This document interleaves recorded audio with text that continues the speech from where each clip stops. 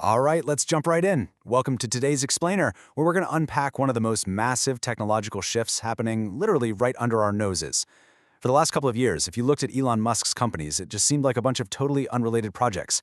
You've got the cars, the robots, the rockets, a new AI chatbot, and these giant data centers. But if you've been paying close attention recently, you'll notice all of those seemingly isolated pieces are suddenly snapping together into one giant, vertically integrated machine. Today, we're going to explore exactly how this is happening and why this crazy compute convergence is about to change absolutely everything. So, what do electric cars, rockets, and curing cancer actually have in common? I know it sounds like the setup to a really weird joke, right? But this is actually the core mystery of this whole interconnected network. We are moving way, way past just asking a chatbot to write a funny poem for us. We're entering this completely new era where energy, physical engineering, and cutting-edge biology are all violently colliding. And the invisible glue that's holding all of these vastly different industries together, it's compute power. And when I say compute power, I am talking about a scale like we've never seen before, aiming for up to 10 gigawatts. Right now, SpaceX and Tesla are rapidly building massive terrestrial and eventually orbital data centers. Their goal? To deploy up to 10 gigawatts of compute capacity by next year. To just put that into perspective, that is a completely mind-boggling amount of processing power. They are essentially cornering the market on the sheer physical infrastructure required to run the future of artificial intelligence. But of course, that brings up a massive hanging question. Who actually pays for all this compute? Critics have rightfully pointed out that building this kind of infrastructure is intensely expensive. We're talking an estimated $30 to $50 billion per gigawatt every single year. I mean, if large language models are just writing code a little faster or summarizing your emails, who on earth is going to pay hundreds of billions of dollars to keep these data centers running? You need customers with bottomless demand. And, well, I think we just met them. Section 1. The AI Medical Revolution.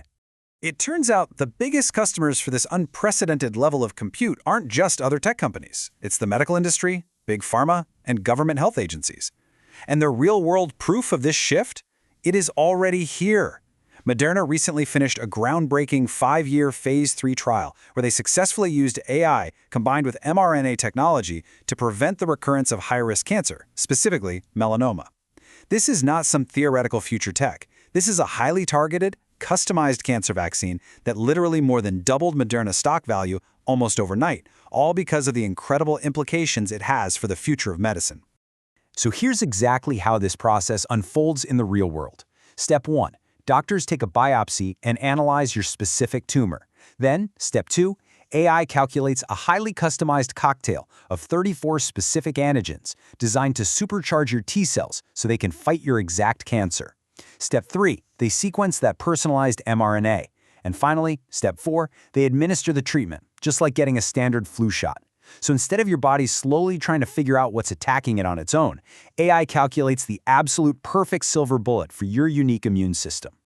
Okay, so where does all this massive compute come in? Historically, calculating and producing that one customized RNA cocktail took about 4 to 6 weeks.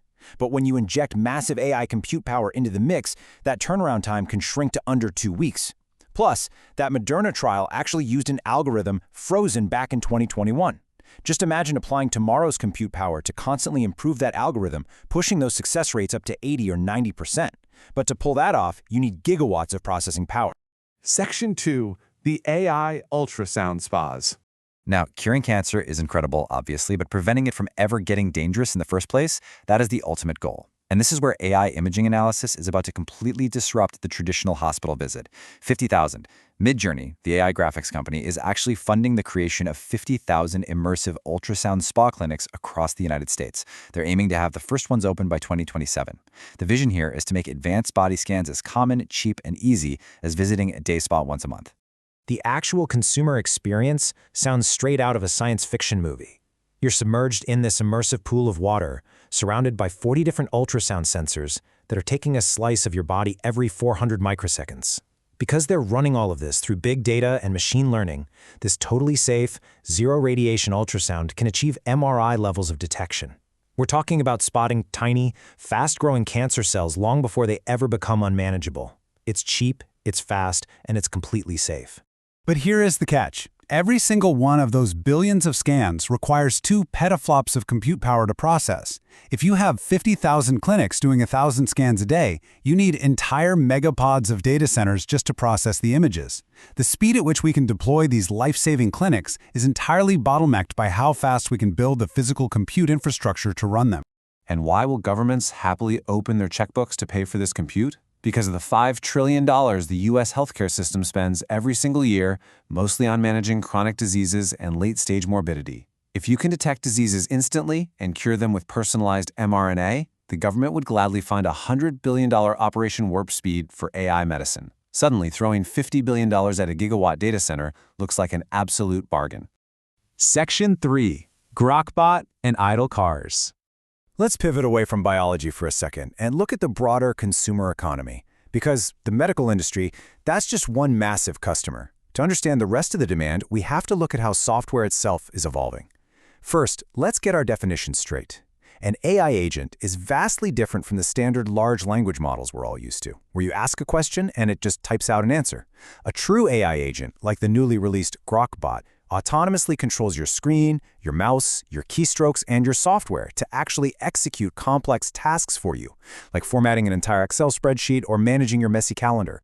Having these autonomous agents running constantly takes an unbelievable amount of compute. But here's the wild part.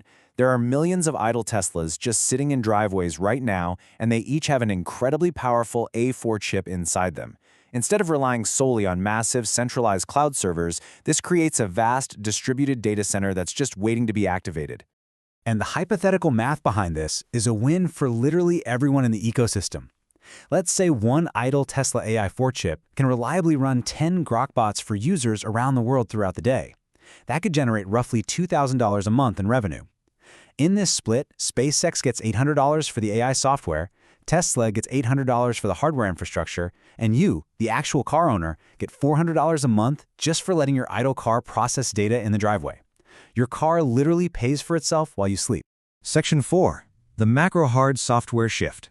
With these AI agents running wild across massive compute networks, the multi-trillion-dollar software industry is staring down a total reinvention.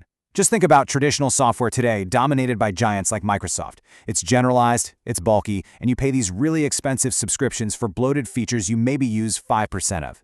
The future is a concept that's been jokingly called macro-hard. In this new model, you don't buy an operating system or download a static app. You just tell your AI agent that you need a tool, and it instantly hard-codes a hyper-customized app specifically for your exact need right then and there in 2 minutes. You get exactly what you want, when you want it, built entirely on the fly.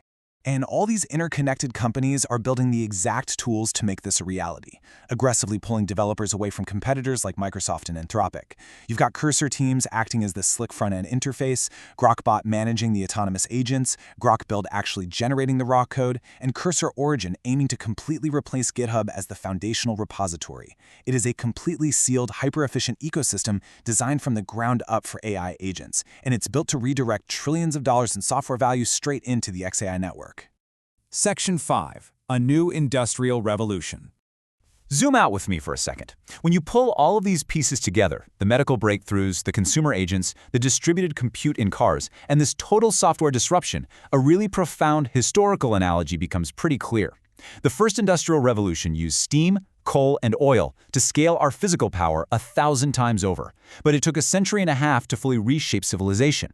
The AI revolution is taking compute and data to scale human intelligence 1,000 times over, but this time, we are doing it in just a single decade.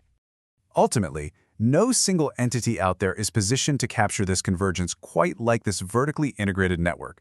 They are building the massive data centers, they already have the idle AI chips sitting in millions of autonomous vehicles, they are connecting it all globally with Starlink, and they are controlling the raw energy required to keep it all running. From physical hardware to digital intelligence, all the way down to the energy grid itself, it is one single, seamlessly connected machine. Just think about the sheer scale of this acceleration. As the quote says, it takes a century and a half to get there. Here, it happens within 10 years. We are accelerating scientific discovery, medical cures, and economic productivity at a totally exhilarating speed. Really, the only actual bottleneck to human progress right now is simply the physical speed at which we can pour concrete and build this compute infrastructure. So I'm going to leave you with this final thought today. As power, compute, and human biology all converge at breakneck speed, Where do you actually fit into this rapidly approaching AI economy? Are you preparing to leverage these autonomous agents in your own life, or are you still relying on traditional tools? Make no mistake, the machine is fully snapped together, and it's powering up right now. Thanks so much for learning with me today, and I'll see you on the next explainer.